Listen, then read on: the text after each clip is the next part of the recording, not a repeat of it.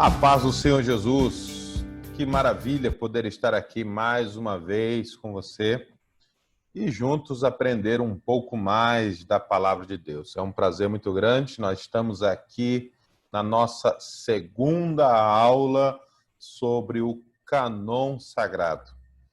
E desde já eu tenho um enorme prazer e satisfação em poder ensinar a palavra de Deus a você. E graças a Deus, Deus tem muito nos abençoado e nós estamos cada dia mais crescendo.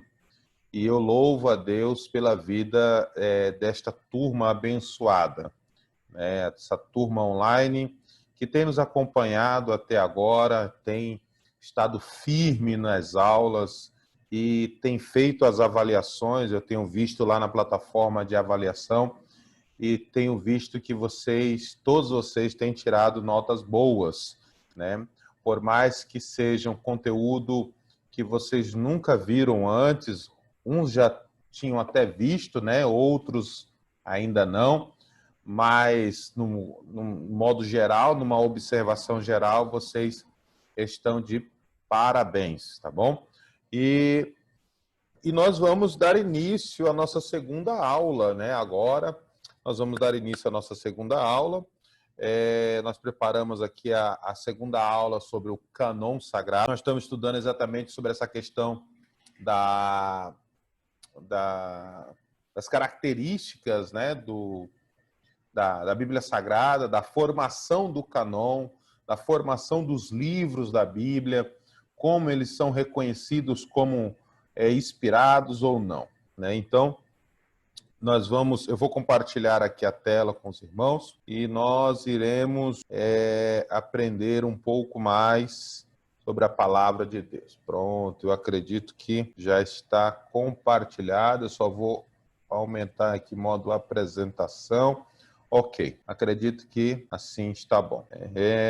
Na aula passada nós falamos sobre os rolos, né? Os 5 rolos que eram lidos nas festas. Falamos sobre a questão da divisão dos livros, né? Do Antigo Testamento hebraico, né? Que é a Torá, o Nebrim e o Ketubrim, né? E falamos sobre a organização desses livros, né? Falamos sobre a organização deles, como eles são organizados e como eles são utilizados, né? Nas festas, né? A festa da Páscoa, a festa da celebração da colheita, a festa do Purim, no caso do livro de Esther, a festa dos tabernáculos, né? Então, nós podemos ver que eles são muito utilizados, esses livros do Antigo Testamento, pelos judeus na época, né, que eles entendiam que aqueles livros eram livros inspirados, eram livros concedidos por Deus, e eles tinham aqueles livros como um rolo sagrado, ou rolos sagrados, né? E que eram feito menção desses livros ao longo da história deles, né? Tanto nos cultos das sinagogas, quanto nas cerimônias religiosas, eles utilizavam os livros que para eles eram considerados inspirados. Então, eu fiz só um acréscimo aqui de um conteúdo que eu quero mostrar aqui aos irmãos agora. Está aqui os livros que não foram aceitos pelos judeus como sagrados, né? Os livros que não foram aceitos pelos judeus como sagrados. Eu quero voltar, vamos voltar aqui um pouquinho? Vamos voltar aqui, deixa eu ver aqui exatamente aqui, nessa parte aqui. Vamos lembrar aqui um pouco de como os judeus eles entendiam a questão da canonização, da inspiração, como eles faziam para que identificar que aquele livro ali era um livro inspirado, né? Que é um livro concedido realmente por Deus e que aquele livro poderia ser utilizado sem ofender ou sem blasfemar contra o Deus de Israel.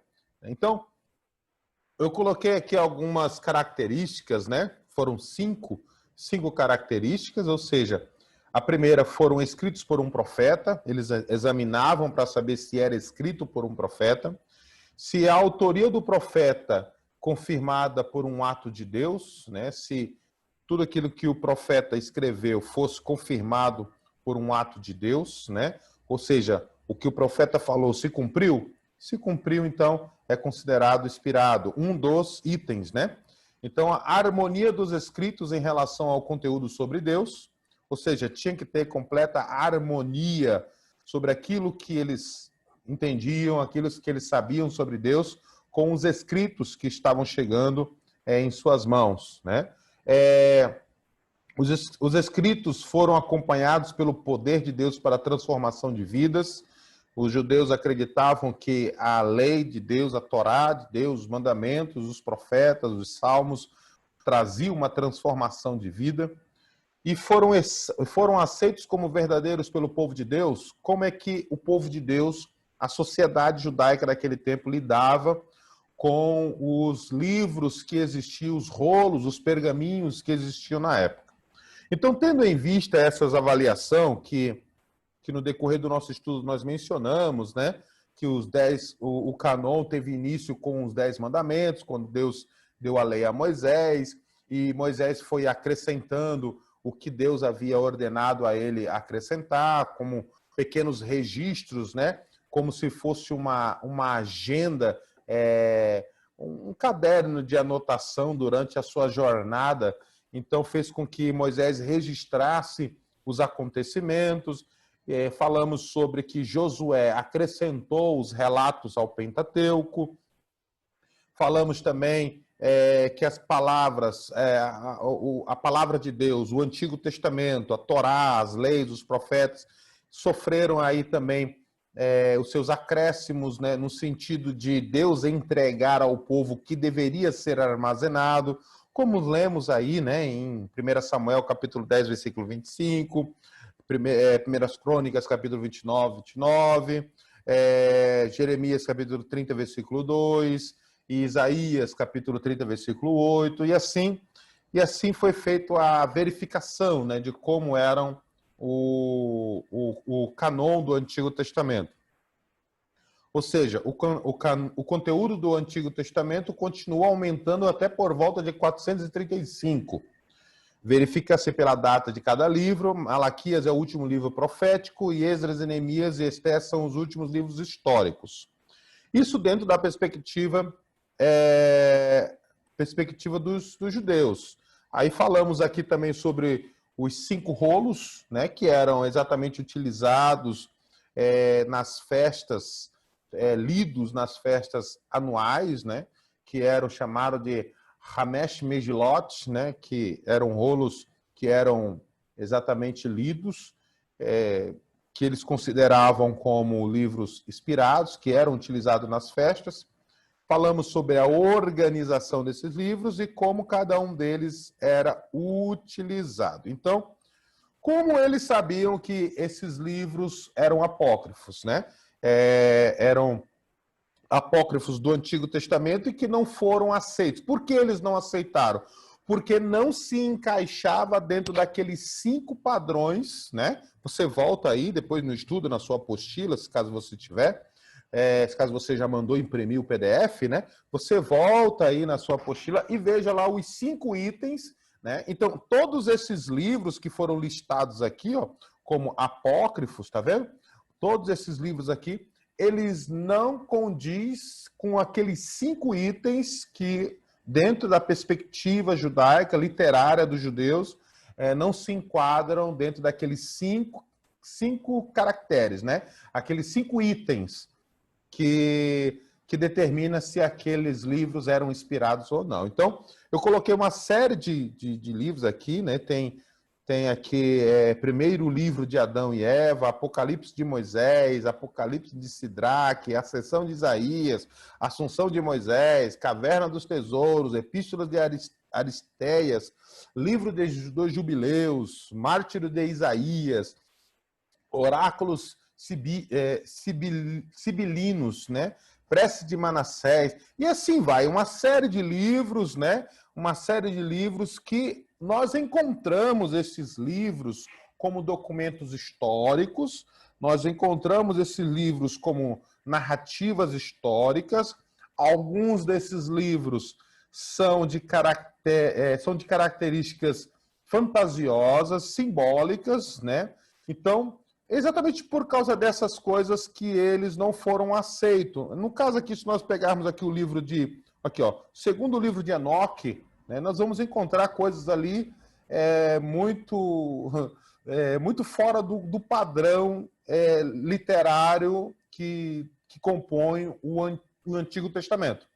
Né? Então, entre esses e outros livros que foram citados aqui, eu coloquei aqui 24 livros, né? Deixa eu ver se tem mais aqui, 24 livros.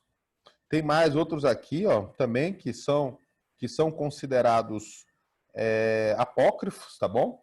Que é a adição em Daniel, Os Três Jovens, a história de Susana, Ebel e o Dragão, a edição de Esther, Baruch, Eclesiástico, diferente, né, do nosso, ou Siracida, ou Ben Sirá, livro de Judite, primeiro livro de Macabeus, ou primeira Macabeus e segunda Macabeus, né?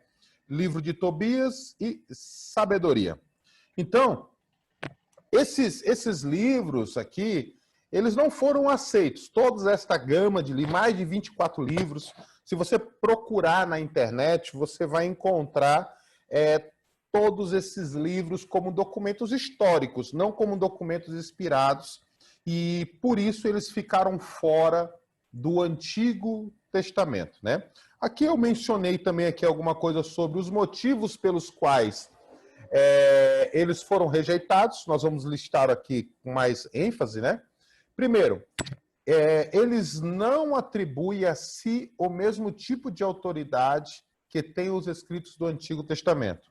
Eles não atribuem, né, a si o mesmo tipo de autoridade que tem os escritos do Antigo Testamento. Não foram considerados palavras de Deus pelo povo judeu da qual se originaram, entendeu? A sociedade da época, os judeus, os próprios judeus não consideraram aqueles livros como inspirados. É um sinal, irmãos, que só não existia poucos livros que circulavam na época. Da mesma forma, nós vamos ver mais para frente agora, da mesma forma o Antigo Testamento. Não existia só os 4 evangelhos, somente as epístolas de Paulo. Existia muitos e muitos e muitos e muitos, e repito, e muitos outros livros não, outros pergaminhos, outros documentos, outras cartas que circulavam na época. Então, eles não foram considerados palavra de Deus pelo povo judeu, do qual se originaram, não foram considerados escrituras por Jesus, nem pelos escritores do Novo Testamento, contém ensinos incoerentes com o restante da Bíblia Sagrada. Então, geralmente são os crivos, né, que passaram, os crivos que tiveram, que eles foram reprovados, exatamente por causa dessas características, né? Exatamente por causa dessas características. Incoerência, o povo não reconhecia a inspiração, a utilidade daqueles livros não eram vistas no Antigo Testamento, não usava-os nas sinagogas, no templo, ou para ensinar, para instruir, não era usado aqueles livros, nem nas escolas da época, né, que eram 2 grandes escolas na época. Nós vamos mencionar um pouquinho quando estivermos falando sobre cultura dentro da sociedade, né? E então eles foram rejeitados.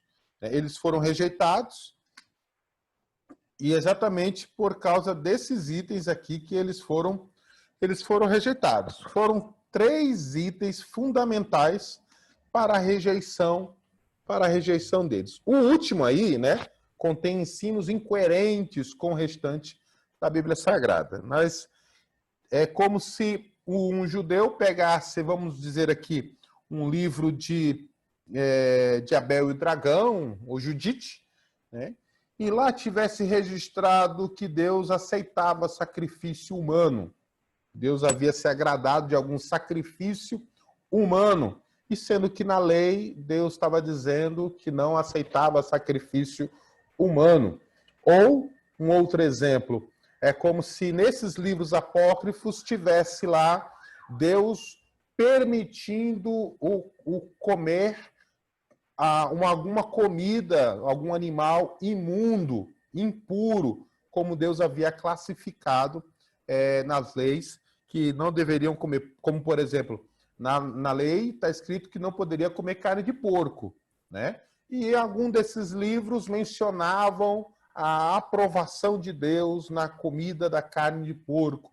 Então, os judeus imediatamente rejeitavam esses escritos, exatamente por eles não condizer com aquilo que eles achavam que era as leis de Deus, morais, aquilo que Deus havia dado para Moisés, como se iniciou, né, o canon do Antigo Testamento, que nós vimos lá atrás, né, que é exatamente quando Deus deu as leis a Moisés, né, as leis a Moisés. Então, era só esse acréscimo aqui da aula passada, que nós vamos agora entrar na questão do Novo Testamento. Novo Testamento. Então, nós vimos toda a complexidade, na realidade, toda a complexidade não, né? Porque a questão da formação do canon do Antigo Testamento, tendo uma visão mais acadêmica, ela nos traz muito conteúdo, né? Nos traz muito conteúdo. Então, o que eu fiz aqui foi exatamente ficar nas imediações de um básico e de um médio, um pouco do médio, para que a gente pudesse ter mais ou menos uma noção do que pode vir ainda mais à frente. Tá bom? Por quê? Porque quando nós temos uma visão mais crítica do Antigo Testamento, principalmente no que se trata a formação do Antigo Testamento, em especial o Pentateuco, quando nós olhamos para uma visão um pouco mais acadêmica, nós não encontramos Moisés como o único autor do Antigo Testamento. Até porque existem narrativas do Antigo Testamento que narram a morte de Moisés. Sendo assim, Moisés não poderia estar narrando a própria morte dele. No momento agora estou morrendo. Ele não podia, né? Está narrando a própria morte dele. Então, outra pessoa fez o registro, né, desses fatos, desses acontecimentos, de acontecimentos minuciosos. E até mesmo durante Moisés em vida, quando olhamos um pouco mais, um olhar acadêmico, nós não encontramos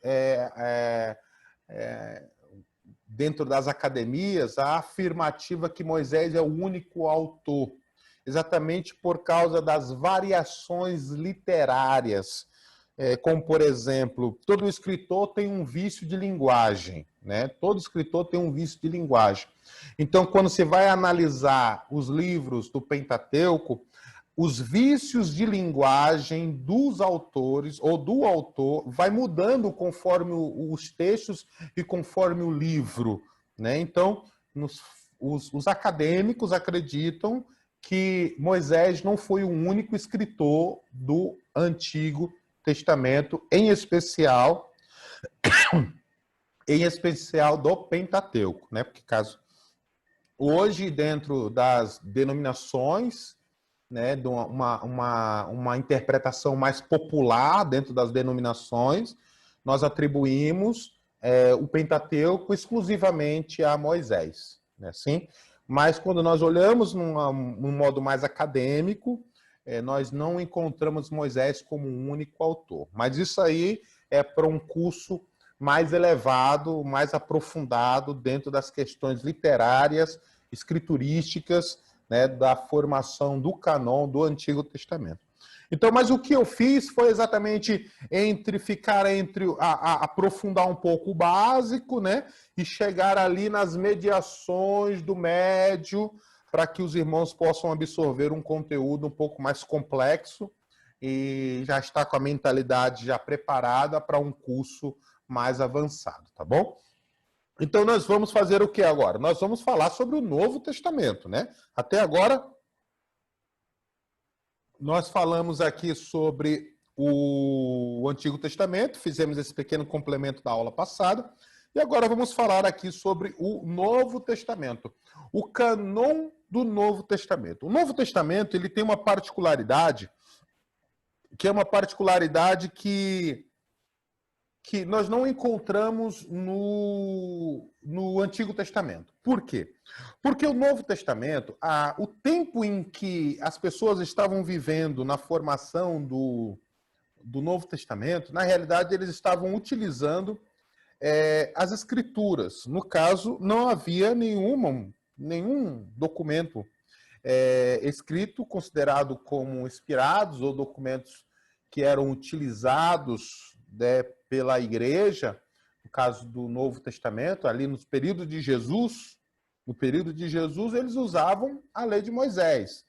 No período da igreja primitiva do primeiro século, eles usavam o Antigo Testamento, né? Eles usavam ali o Pentateuco, que é a Torá, usavam ali os profetas, usavam ali os salmos, os escritos, né? Então, eles usavam o Antigo Testamento, que nós chamamos hoje de Antigo Testamento.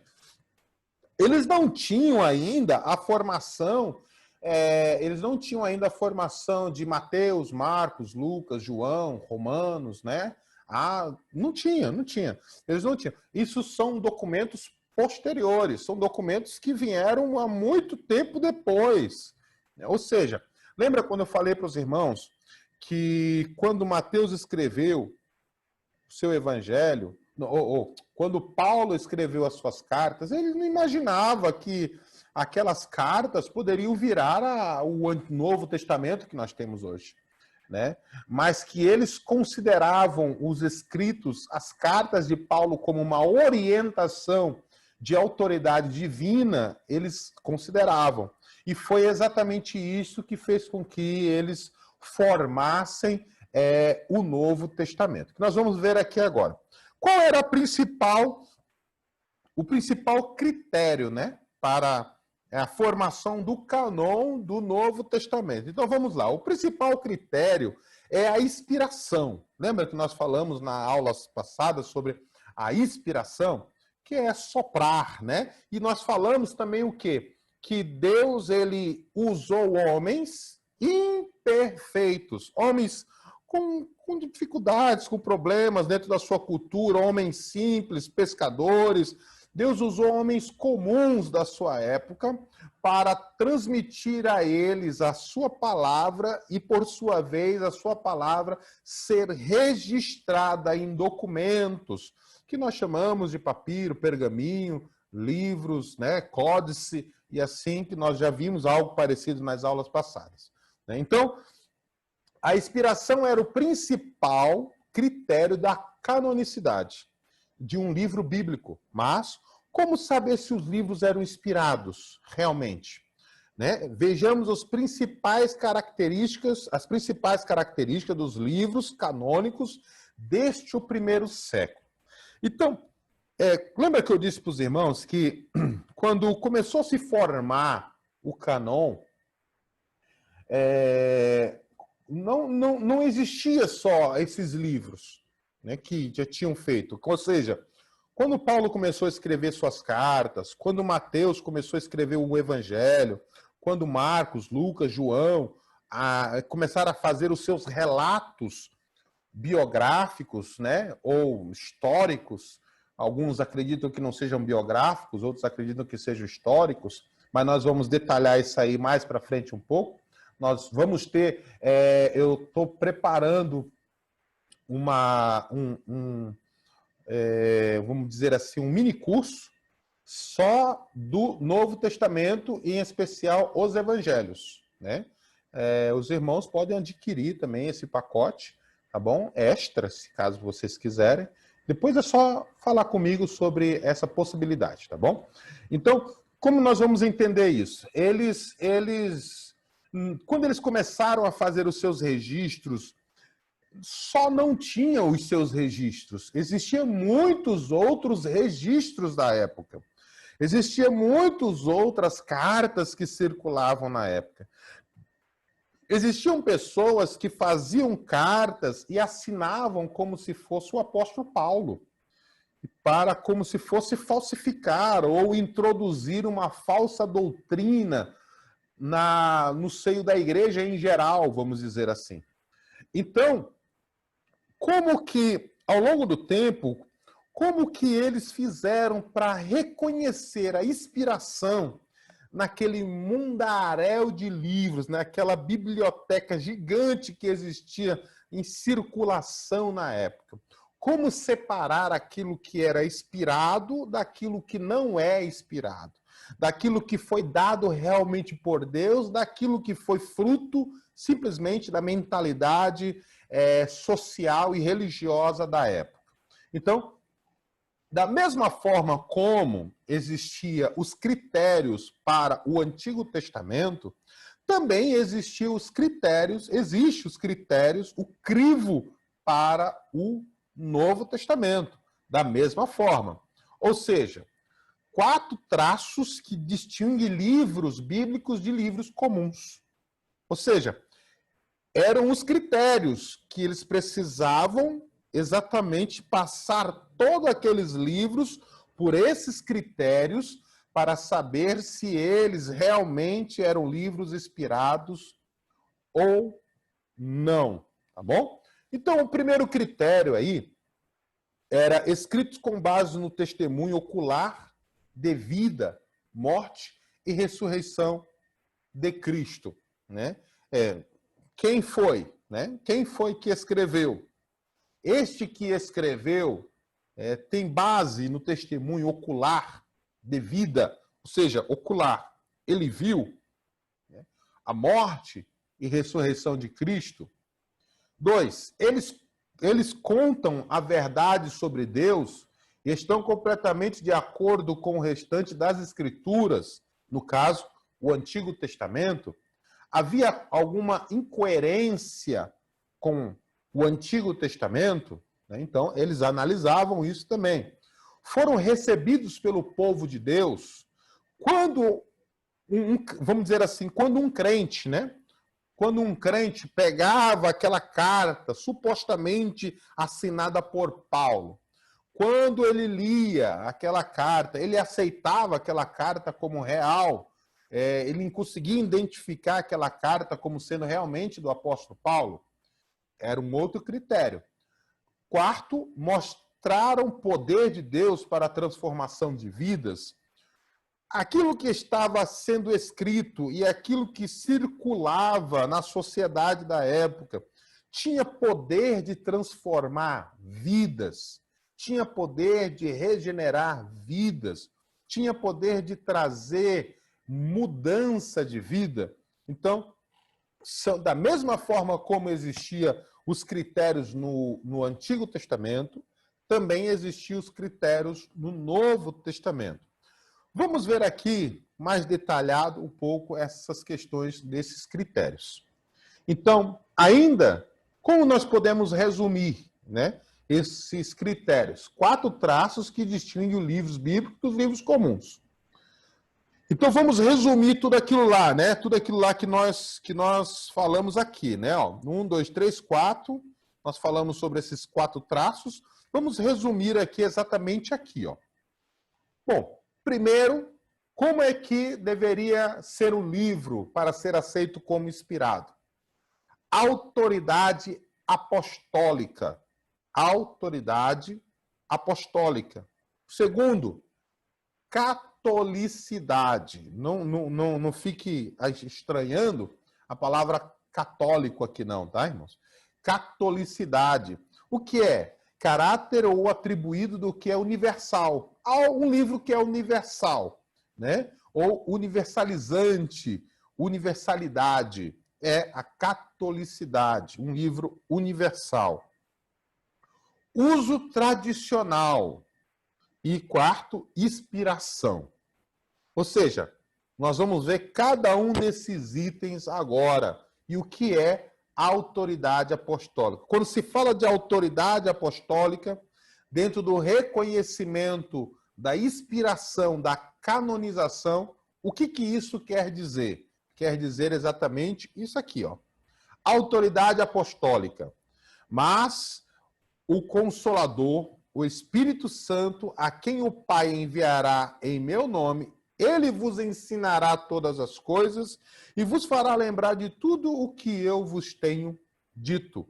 Isso foi o próprio Senhor Jesus que disse, né, em João capítulo 14, versículo 26, nos falando sobre a autoridade apostólica, ou seja, Jesus delegou a autoridade aos apóstolos.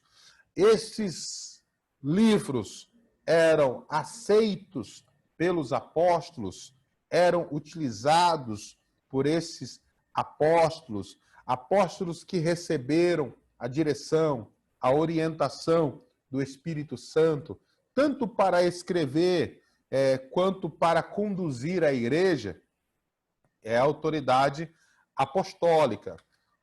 Se alguém se considera profeta ou espiritual, reconheça que as coisas que vos escrevo são mandamentos do Senhor. Ó, Paulo falando aqui, né? Em 1 Coríntios, capítulo 14, versículo 37.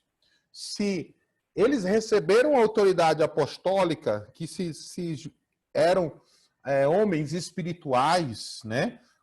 Com a direção de Deus, obviamente, quando eles pegavam um escrito, uma carta, eles sabiam que aquilo ali eram mandamentos do Senhor. A apostolicidade, a antiguidade e a ortodoxia eram características iniciais dos livros canônicos, ou seja, todo livro canônico tinha que ter essas características: apostolicidade, antiguidade, ortodoxia, e essas eram as características. Tudo tinha que estar harmônico, né? A algo que ligava uns aos outros. Catolicidade.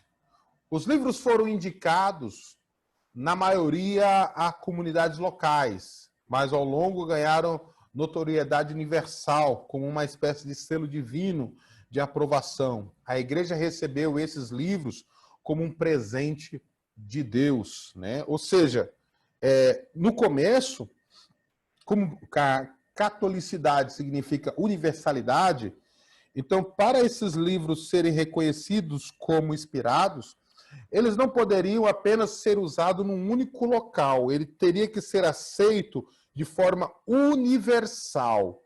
De forma universal, as pessoas deveriam pegar os livros e aceitá-los como inspirados, reconhecer que aqueles livros mudavam a vida, reconhecer que aqueles livros, quem escreveu aqueles livros tinham proximidade com os apóstolos, ou eram exatamente os apóstolos quem escreveram, para que eles pudessem ser reconhecidos como canônicos. E o terceiro, uso tradicional. Os livros foram sendo utilizados nos cultos públicos e em casas pelos cristãos, e isso também foi um atestado divino de sua concepção. Ou seja, as cartas de Paulo, os evangelhos que João escreveu eram utilizados como eles eram utilizados, eram aceitos. Se eram aceitos, então isso também é um critério para a avaliação da inspiração e da canonização dos livros do Novo Testamento. Por último, aqui a inspiração, né? Por muitos séculos, a inspiração e a canonicidade estiveram intimamente ligadas no pensamento cristão. Crê-se que obras foram incluídas no cânon porque eram inspiradas.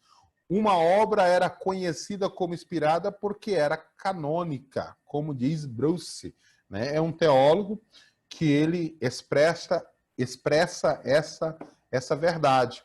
Os livros foram inclusos dentro da formação do cânon porque esses livros eram reconhecidos como inspirados, né? A igreja, os livros eram inspirados.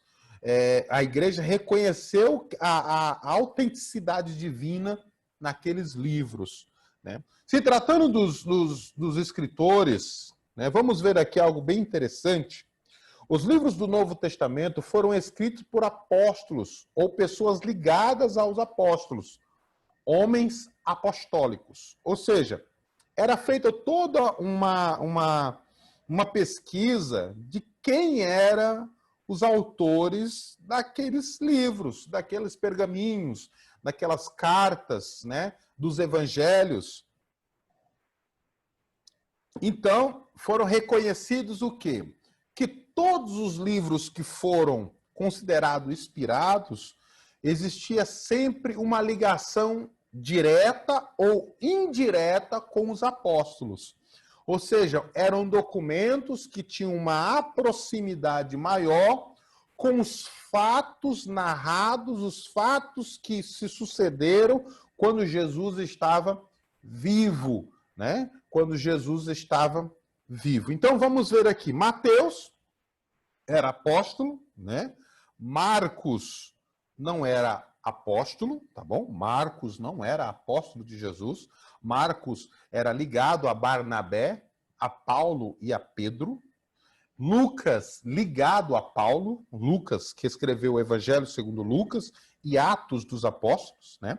João, que é o apóstolo João, né? Também temos aqui em Atos, quem escreveu Atos foi Lucas. Lucas que escreveu Atos. Voltando aqui rapidinho, né? Mateus, escreveu Mateus, Marcos, Lucas e João. Escreveu Atos dos Apóstolos. Foi Lucas, né? Obviamente, ligado a Paulo. Obviamente, ligado a Paulo. Quem foi Lucas? Lucas foi um médico gentil de origem grega, né? Um homem muito erudito, né, no grego, na linguagem, na formação literária. O evangelho que traz o seu nome, o Evangelho de Lucas, né, que narra sobre a vida de Jesus, e o livro histórico do Novo Testamento, que é Atos dos Apóstolos, ele tem uma particularidade linguística e escriturística muito, muito culta, né? Ou que nos faz entender que Lucas era não só um médico, mas um grande erudito da língua grega, né? Um afinadíssimo escritor, né? Desculpa, irmãos. Romanos, de Romanos a Filemão, foi o apóstolo, né? Apóstolo Paulo. Hebreus, não se sabemos quem escreveu Hebreus, né? Mas ele foi considerado inspirado exatamente por causa da linguagem literária que foi utilizada, linguagem esta de grande nível de conhecimento de todos os critérios sacerdotais e levíticos do Antigo Testamento. Quando lemos o livro aos Hebreus, né? Eu tenho até aqui um livro que eu quero mostrar para vocês, aqui, ó. Livro aos Hebreus, né? Excelência da Nova Aliança em Cristo, comentário exaustivo da carta aos Hebreus. Quando lemos o livro aos Hebreus, nós vamos notar o quê? Que o escritor, que nós não sabemos quem popularmente não sabemos quem mas há alguns que dizem que foi Paulo, outro foi Apolo, né?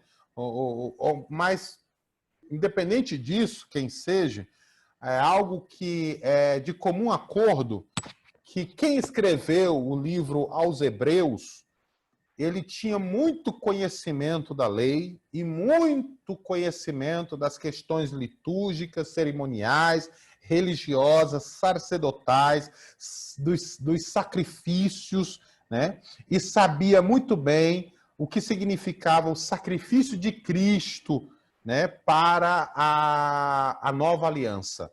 Então, por isso que ele foi considerado como inspirado, porque não encontrou nenhuma divergência do Antigo Testamento, das escrituras do Antigo Testamento.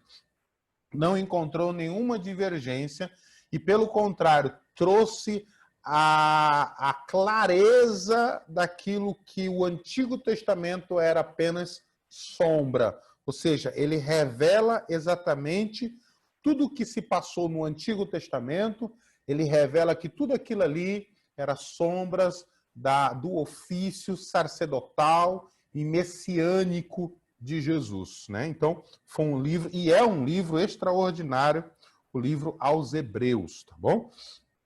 Tiago aqui foi o apóstolo, Pedro o apóstolo, João o apóstolo, Judas o apóstolo e Apocalipse o apóstolo João, né?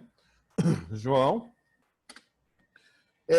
Uma frase de Miller, né, Tenner, sobre Hebreus, diz: quando o testemunho interno das próprias obras e o testemunho externo daqueles que o conheciam e a utilizavam são unânimes em mostrar que elas provêm de Deus, os critérios de canonicidade tornam-se mais seguros. Ou seja, provas externas, provas internas.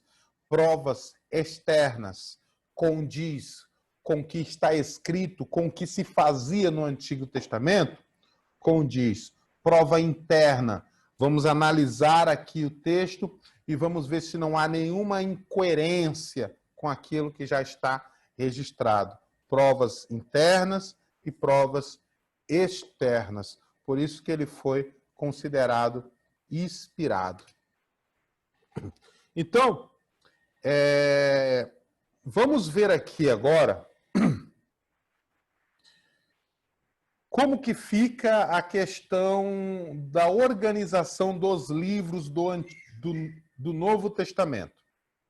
Como é que fica a organização? Quando nós pegamos uma Bíblia comum, principalmente as de estudo, né? As de estudo, nós vamos ver o quê? Nós vamos ver que no Novo Testamento, se você abrir aí a sua Bíblia, no Novo Testamento, o primeiro livro do Novo Testamento é exatamente o quê? Mateus, né? Mateus. Se eu pegar aqui o Evangelho segundo escreveu Mateus, né, e ver a data aproximada do que ele foi escrito, nós vamos encontrar que aproximadamente no ano 55 depois de Cristo.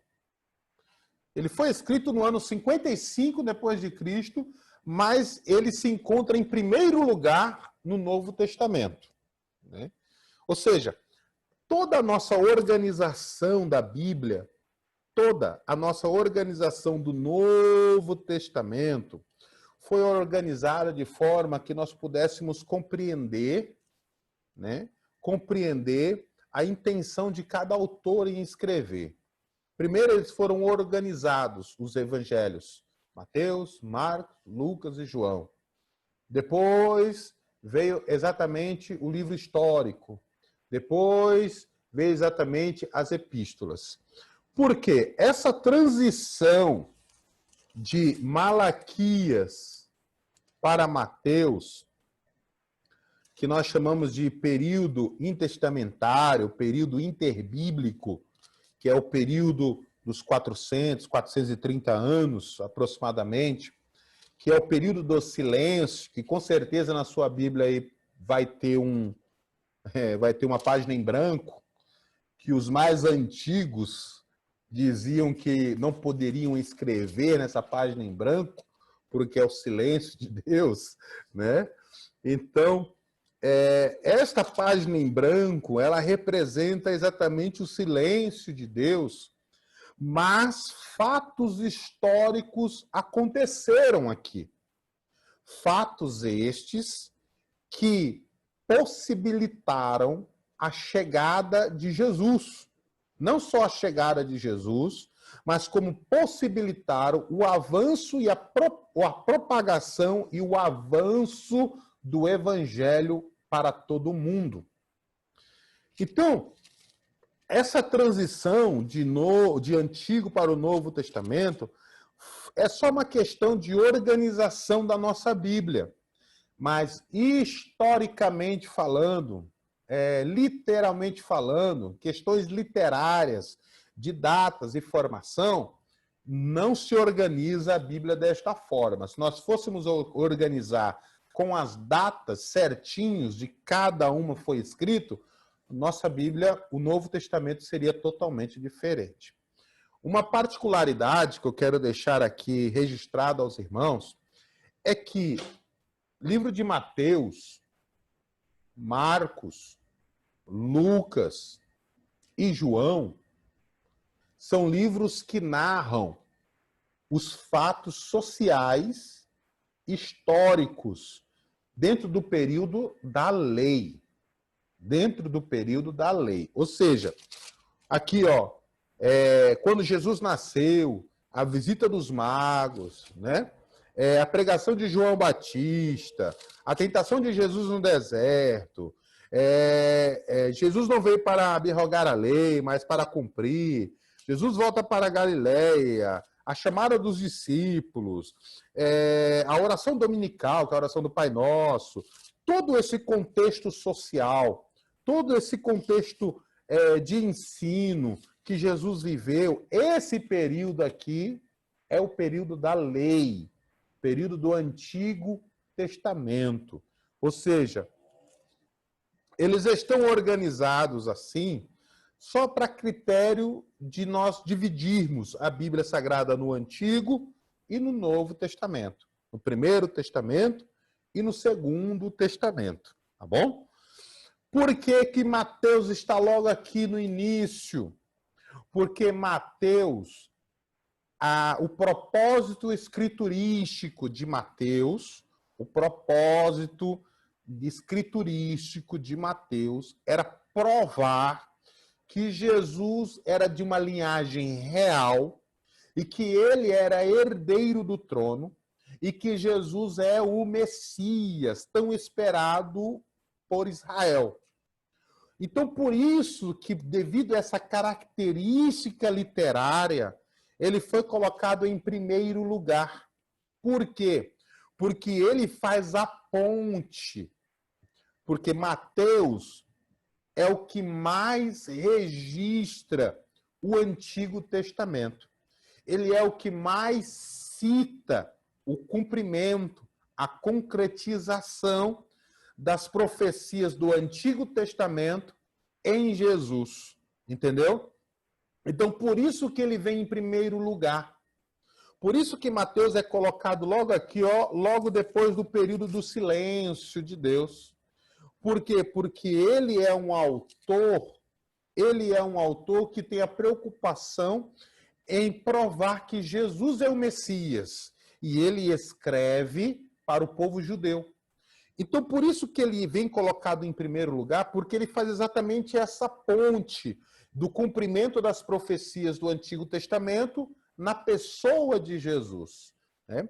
Então, nós vamos estudar aqui de forma mais detalhada no curso separado só dos evangelhos, tá bom? Aqui é só uma palhinha para despertar aí o seu interesse e você estar junto com a gente na aula exclusiva só dos evangelhos. Então, tendo dito isso, nós entendemos o quê? Quando nós olhamos para as datas que realmente os livros foram escritos, eles não são organizados desta forma, como está aqui.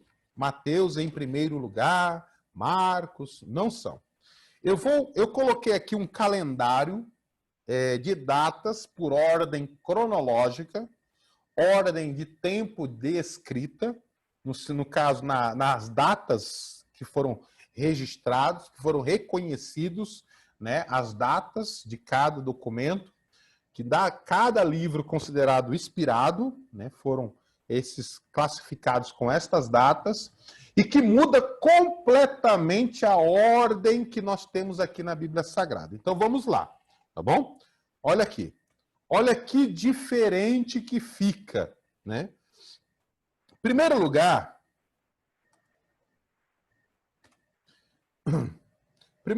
aqui, ó, o primeiro livro, Tiago. É o livro de Tiago, escrito em 45 a 49. 45 a 49 depois de Cristo. Depois vem Gálatas, 49. Primeira e segunda Tessalonicenses, que foi aproximadamente aí 50 a 60, mais ou menos, 51, mais ou menos, dos anos 51 ao ano 60, né, depois de Cristo. Marcos também foi colocado aí também como a data de 50, 60. Observe aqui, Mateus aqui, ó, em 55. Então, se fôssemos colocar em ordem cronológica, qual seria o primeiro livro do Novo Testamento? Seria aqui, ó. Marcos. Marcos deveria vir primeiro, né, dos evangelhos. Dos evangelhos, Marcos deveria ser o primeiro. Então, tem Mateus, no ano 55.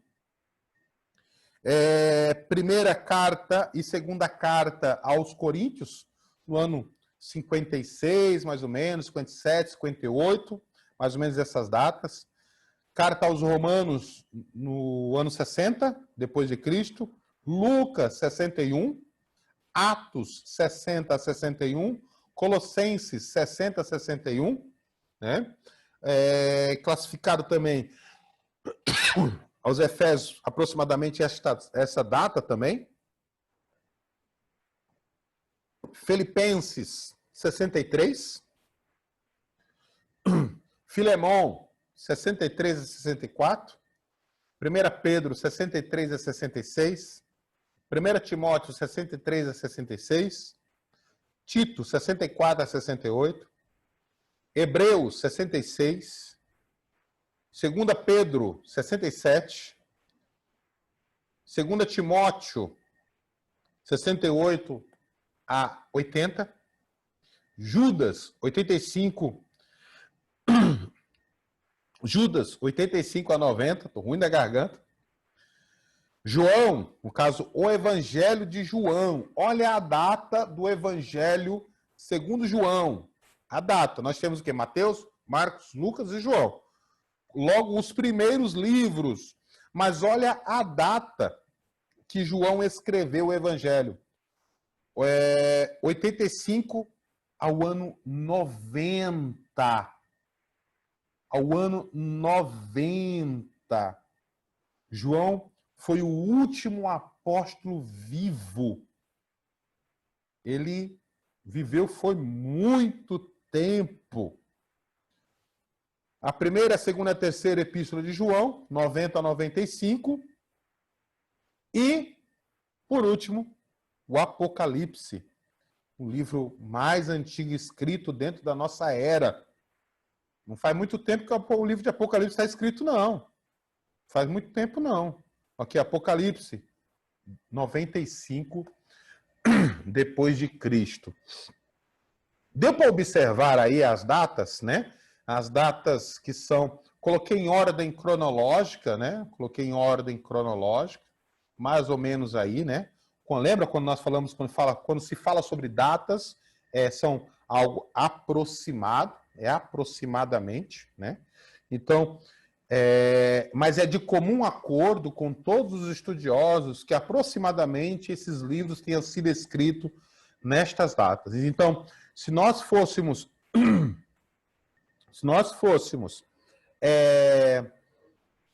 organizar o Novo Testamento, então esta aqui seria a ordem do Novo Testamento, né? A ordem por datas registradas, datas que foram os documentos que foram datados, né? Então observe que, nós temos o quê? 1 e 2 Pedro tudo juntinho, né? Mas aqui não, 1 Pedro foi escrito em 63 a 66, mais ou menos, né? E a outra epístola de Pedro foi escrita só em 67. Ou seja, algum tempo depois. Então, os irmãos conseguem entender que os fatos históricos, sociais da época, conforme a sociedade, a igreja ia vivendo na época, e iam surgindo necessidades, então o apóstolo Paulo e João iam escrevendo de acordo com as necessidades daquela igreja. Agora, existiam muitos outros livros? Existia muitos outros livros que circulavam na época, né? Se os irmãos pesquisarem,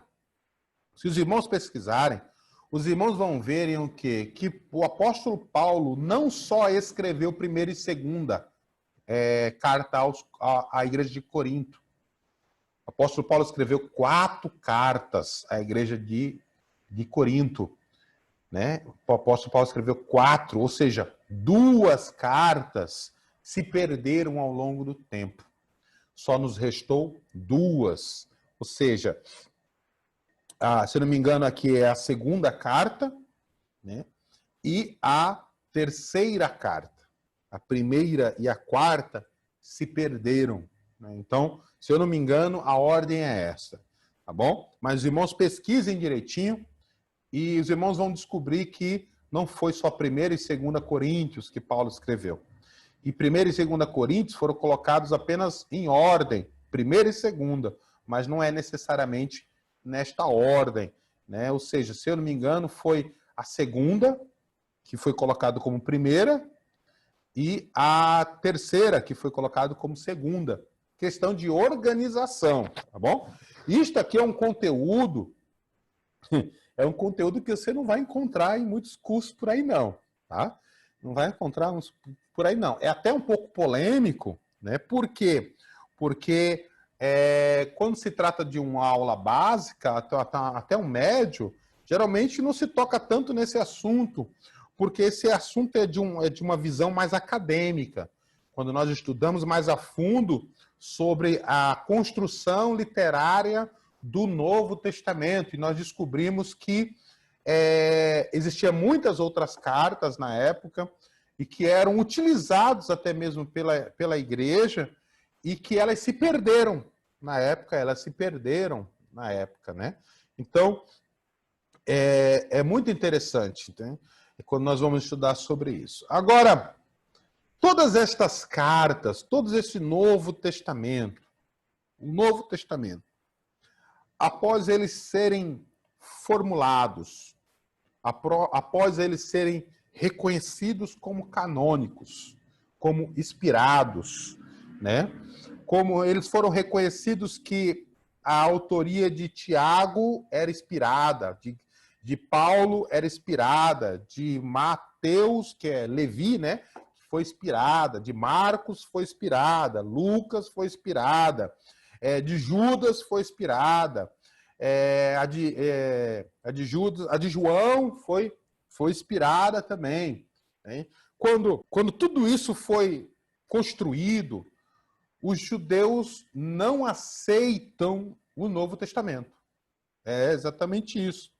Existem alguns porquês, né? Por que os judeus não aceitam o Novo Testamento? Nós temos que entender o seguinte, que o cristianismo, ele saiu de dentro do judaísmo e demorou um certo tempo para que o cristianismo se desprendesse totalmente do judaísmo.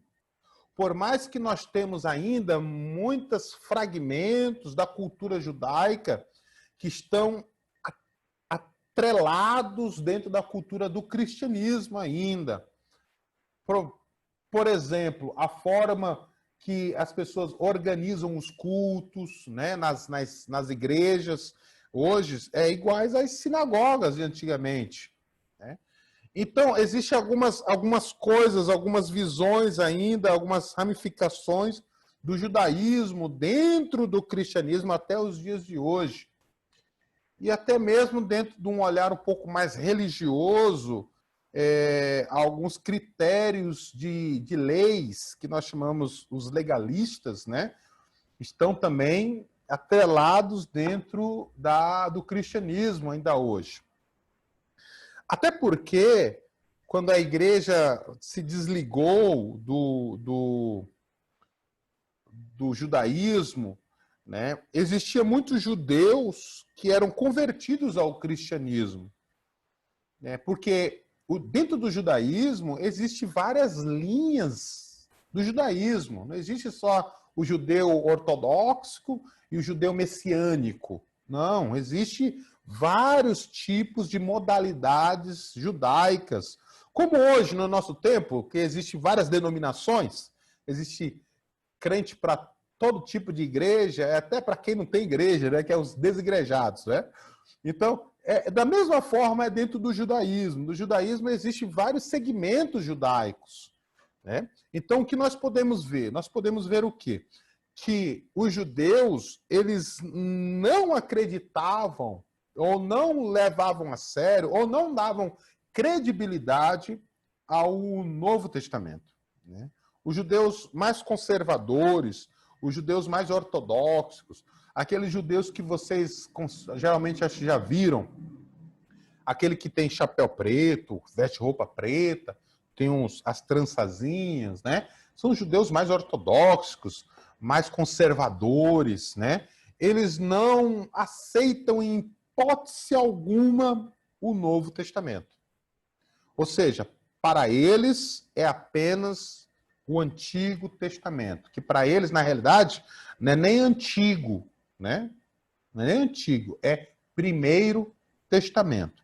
Já mencionei isso em algumas outras aulas nossas. Eles não consideram como antigo, eles consideram como Primeiro Testamento. Os judeus messiânicos, que eles aceitam o Novo Testamento, eles dizem Segundo Testamento.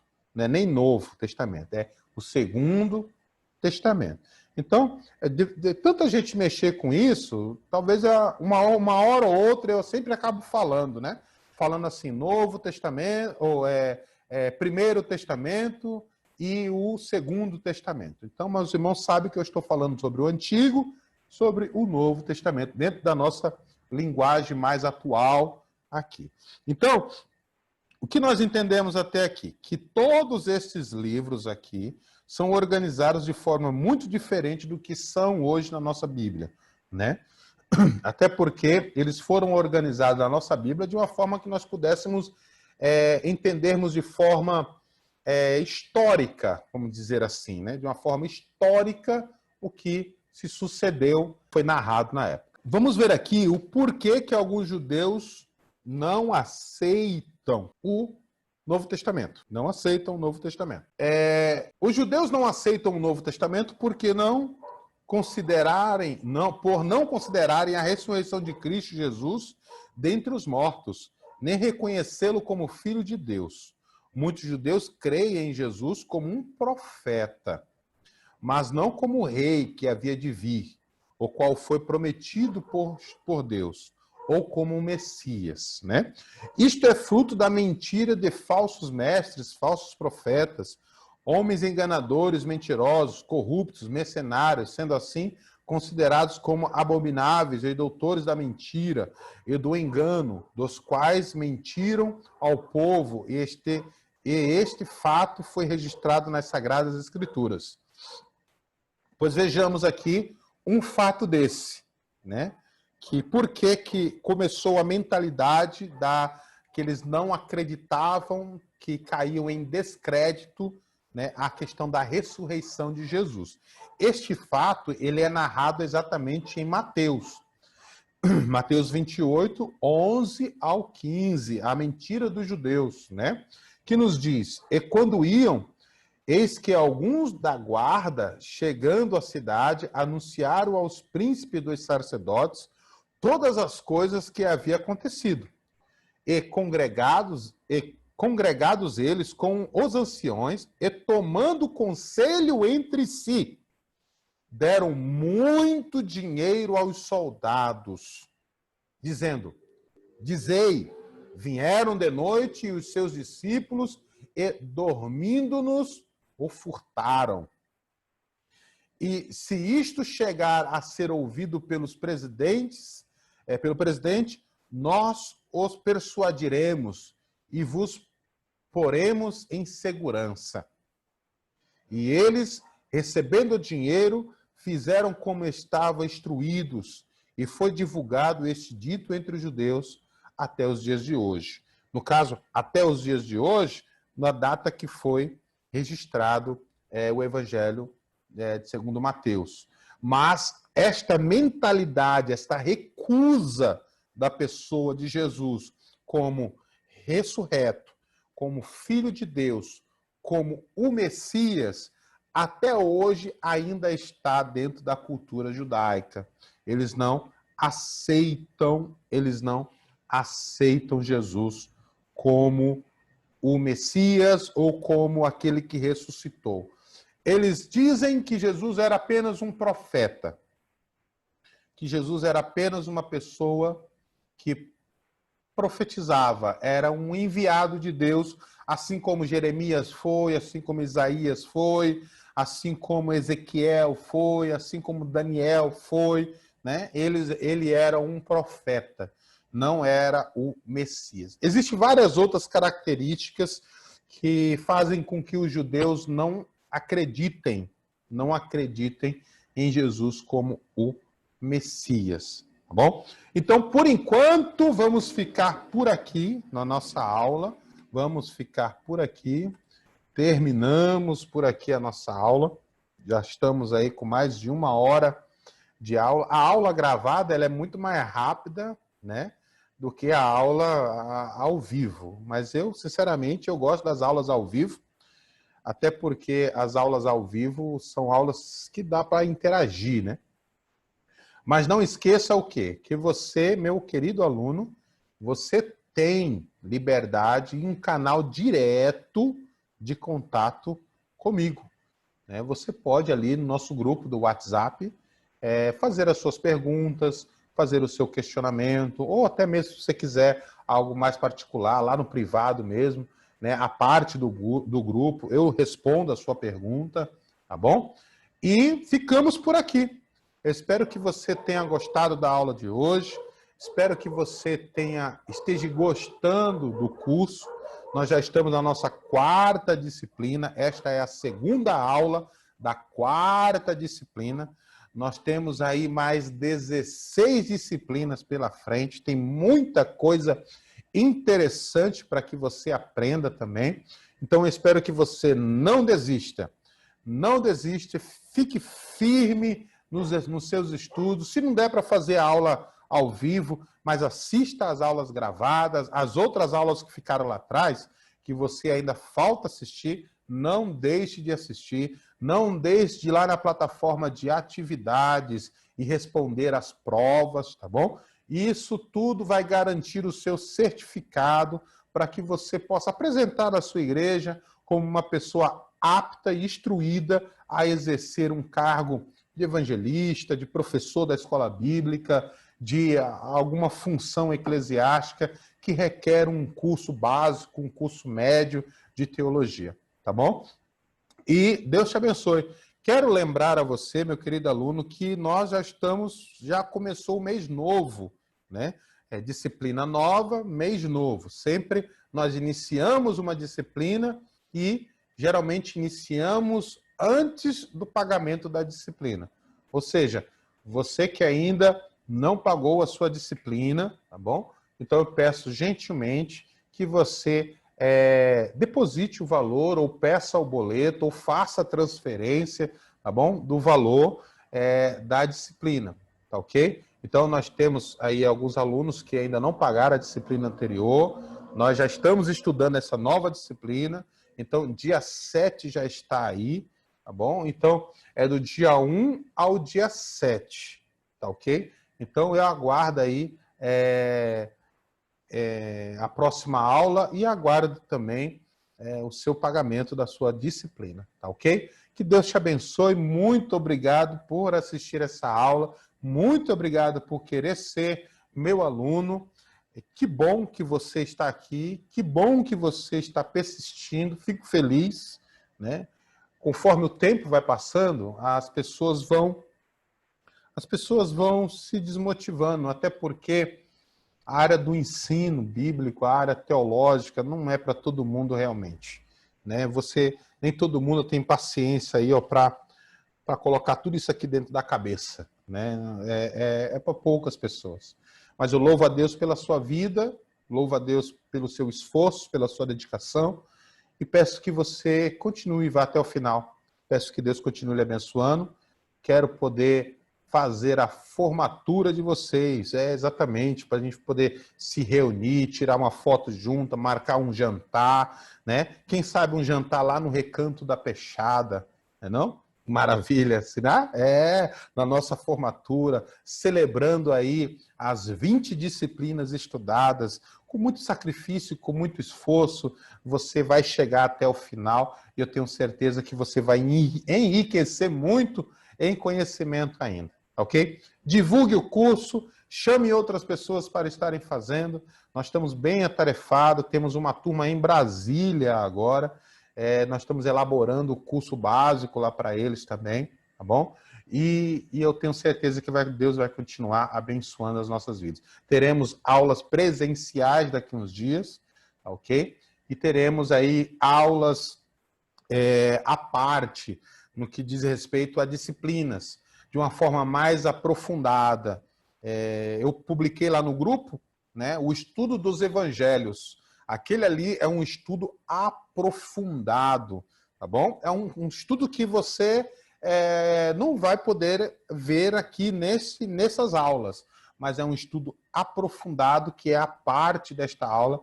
E se você quiser adquirir esse curso, só chamar no WhatsApp, que eu lhe passo as informações dos valores. São 4 meses de aula, são aulas 2 vezes por semana, de tamanho que é o conteúdo, aulas 2 vezes por semana, e nós vamos aí ter aulas assim, vamos ter aulas de Apocalipse, vamos ter aulas só das epístolas pastorais, das epístolas gerais, vamos ter aulas só do Pentateuco, vai ser muito bom, tá bom? Os demais disciplinas que virão aí à parte ao longo da aula. Se você se interessar, nos procure, tá ok?